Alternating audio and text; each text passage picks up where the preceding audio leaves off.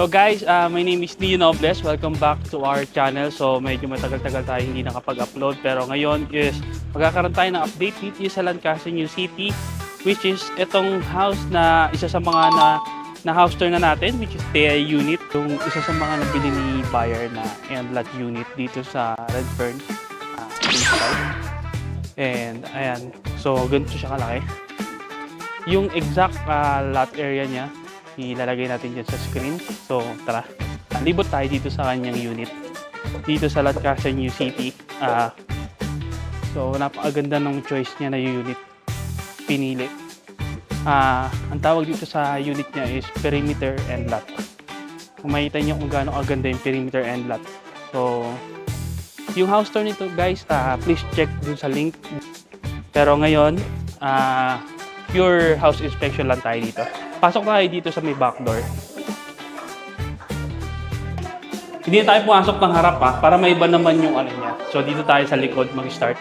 Makita nyo yung kanyang floor cement finish. Ganitong ganito. At ipapakita ko sa inyo yung features ng isang end lot unit. Nakita nyo yung end lot unit. Pagdating dito sa inyong first kung pansin nyo sa inner unit, wala siyang window dito lang. Yung sa house tour natin. Pero dito, pag may end lot ka, meron kang isa pang bintana. Siyempre, libre na tong bintana na to. And makikita niyo yung space dito sa may labas. Sige. Napakalawak. Ayan. Yan naman ang advantage ng end lot unit.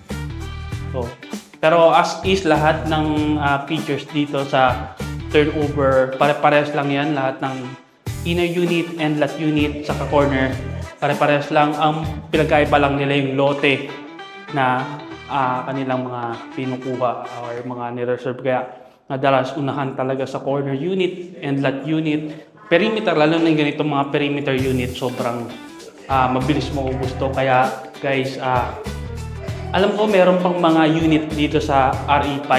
Ay papakita ko sa inyo yung